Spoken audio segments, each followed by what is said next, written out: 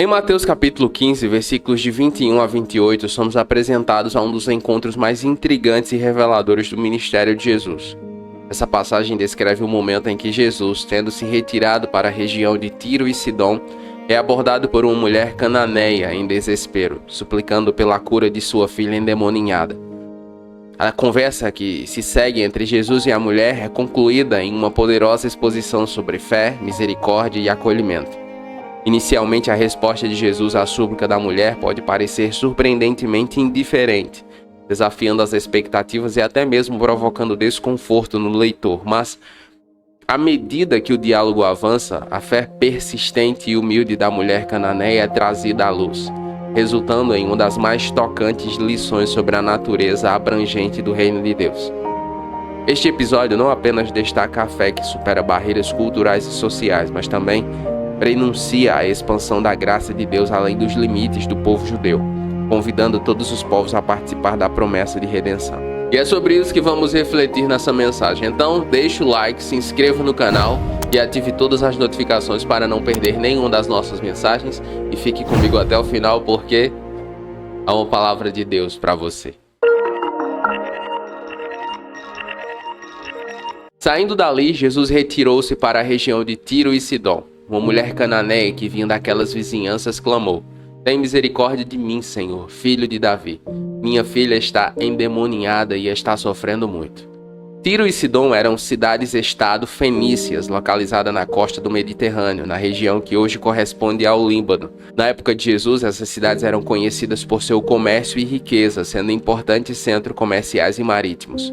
Ambas tinham uma história longa e rica, remontando a milhares de anos antes de Cristo, e são frequentemente mencionadas no Antigo Testamento, geralmente em contextos proféticos ou históricos, muitas vezes destacando suas riquezas, idolatria e os julgamentos de Deus contra elas. Tiro, em particular, era famosa por seu comércio de púrpura, um corante raro e caro extraído de um tipo de molusco marinho, tornando-se símbolo de riqueza e realeza. Sidom também era importante comercialmente e culturalmente. A habilidade dos fenícios em navegação e comércio marítimo fez com que estabelecessem colônias por todo o Mediterrâneo, espalhando sua influência cultural e econômica. Nas escrituras hebraicas, Tiro e Sidom são frequentemente mencionadas como exemplos de cidades pagãs que se desviaram dos caminhos de Deus, praticando idolatria e outras práticas que as colocaram em oposição aos profetas bíblicos. Profetas como Isaías, Jeremias e Ezequiel pronunciaram julgamentos contra essas cidades por causa de sua arrogância, idolatria e injustiça. No Novo Testamento, Jesus menciona Tiro e Sidom em alguns dos seus ensinamentos, utilizando-as como exemplos de lugares que, apesar de sua impiedade conhecida, teriam se arrependido se tivessem presenciado os milagres que ele realizou nas cidades judaicas. A referência à região de Tiro e Sidom, em Mateus capítulo 15, versículo 21, indica a expansão do ministério de Jesus para além das fronteiras tradicionais de Israel, mostrando que sua mensagem e misericórdia eram destinadas a todas as nações. A menção de Jesus retirando-se para a região de Tiro e Sidom e seu encontro com a mulher cananeia destacam o alcance universal do seu ministério. Indica o começo da inclusão dos gentios no plano de salvação de Deus, que seria plenamente revelado após a ressurreição de Cristo, e o início do ministério da igreja primitiva. Este episódio prefigura a missão da igreja de levar o evangelho a todos os povos, indo além das fronteiras étnicas e culturais. E esse texto deixa muito claro é que a fé em Jesus supera barreiras culturais e sociais. E um outro excelente exemplo disso é o que está escrito em João capítulo 4, versículo 9, onde a mulher samaritana disse a Jesus: "Como o Senhor, sendo judeu, pede de beber a mim, uma samaritana?" Pois os judeus não se associavam com os samaritanos. Sempre existiu ao longo da história essa rixa, essa divisão étnica, cultural, e em Jesus, não existe mais essa divisão. Não há raça, povo, língua, nação, todos são um em Cristo. E o Senhor Deus, ele vem exatamente para que o Senhor Jesus se torne conhecido e seja o Salvador das nações. Para isso, reconhecer a Jesus como Senhor e Salvador é o primeiro passo para o milagre. E em Romanos capítulo 10, versículo 12, o apóstolo Paulo escreve: não há diferença entre judeu e gentio, pois o mesmo Senhor é Senhor de todos e abençoa ricamente todos os que o invocam. Não existe essa diferença. O povo judeu é um povo especial e tal. Em Cristo não existe isso mais, tá? Existe sim a promessa do Senhor Deus feita a Abraão com relação aos seus descendentes, e na plenitude dos tempos, quando o Senhor Jesus vier reinar sobre a terra, o Israel terreno será restaurado. Mas isso não faz deles um povo especial, porque em Cristo todos nós somos um.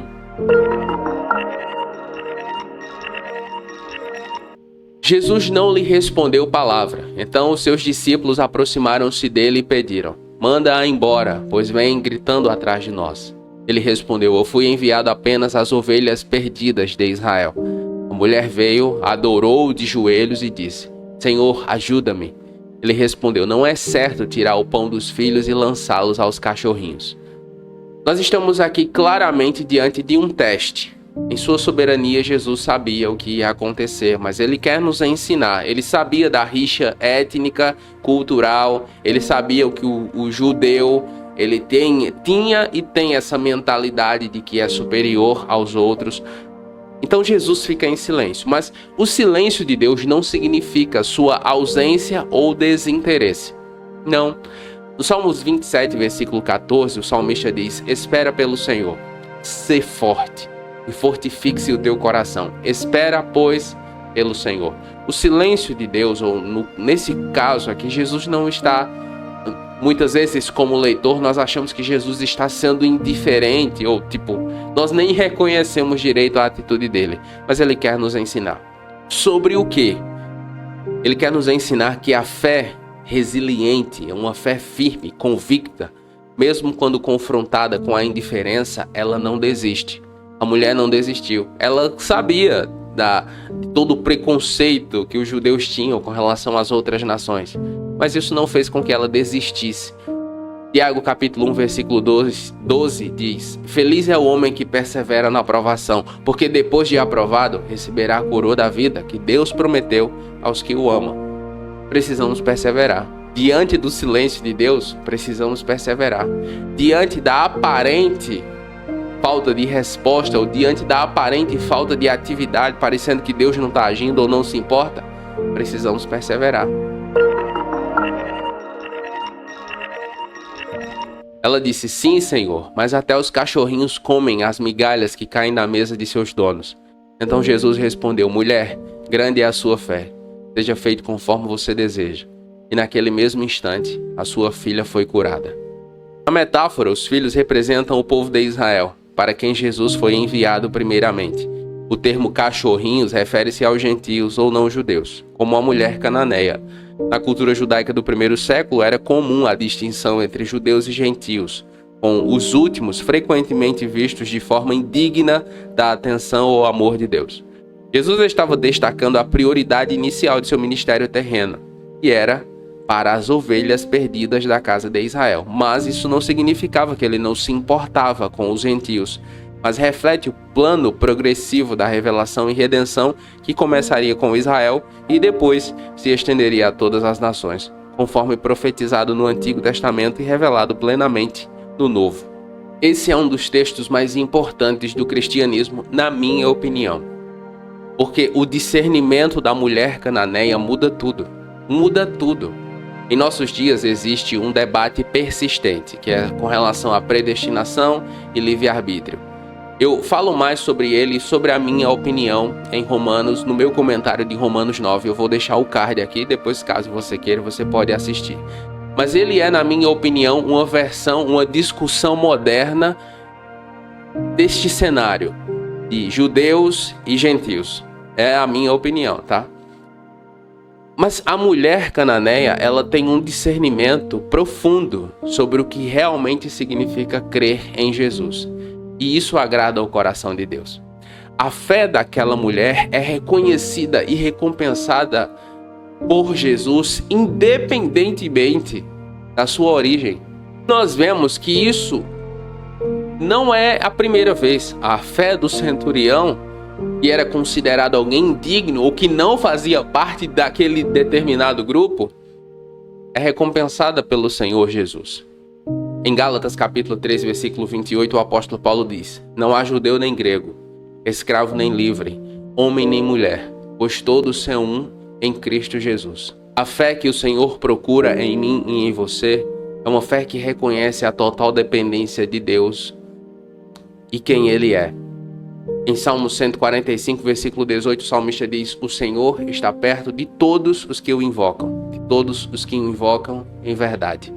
Deus não está preocupado de qual grupo você faz parte, tá? Ele não se importa com isso. Ele está atento ao seu e ao meu coração. E Ele busca verdadeiros adoradores que o adorem em espírito e em verdade. Então pare de gastar energia com aquilo que não importa e foque em desenvolver um relacionamento pessoal e profundo com Jesus. Vamos orar? Pai Santo, nós nos aproximamos de Ti hoje, inspirados pela história da mulher cananeia, lembrando da profundidade de sua fé e da grandeza da sua misericórdia. Assim como ela se aproximou de Ti, Jesus, com humildade e persistência, nós nos apresentamos ao Senhor neste momento, reconhecendo nossa própria necessidade da sua graça e compaixão. Ensina-nos, Senhor, a crer e não desistir, a buscar incansavelmente a sua face, mesmo quando fomos confrontados com o seu silêncio ou mesmo testados pela adversidade. Ajude-nos a aprender com a humildade da mulher cananeia, a aceitar nossa posição diante do Senhor e ainda assim ser ousados no crer, na abundância da sua misericórdia. Que nosso espírito seja fortalecido pela sua palavra, recordando-nos de que em Teu reino não há estrangeiro nem excluído, mas todos os que creem são bem-vindos à Tua mesa. Que nossa confiança no Senhor cresça a cada dia e que, como a mulher cananeia, possamos testemunhar Sua resposta de amor e poder em nossas vidas. Em nome de Jesus nós oramos crendo. Amém. Você quer ser um mantenedor de Jesus e a Bíblia? Então se torne membro do canal. Para isso basta você clicar no botão que fica aqui abaixo do vídeo. E se você quer saber qual é o custo de priorizar aquilo que é errado, assista ao vídeo que vai aparecer na tela. Ele vai edificar muito a sua vida. Nos comentários faça seu pedido de oração e nós estaremos orando com você. E se ficou comigo até aqui, escreva aí nos comentários: eu me rendo a Ti, Jesus. E eu vou saber que você ficou comigo até o final. Eu oro para que Deus abençoe a sua vida e até a próxima.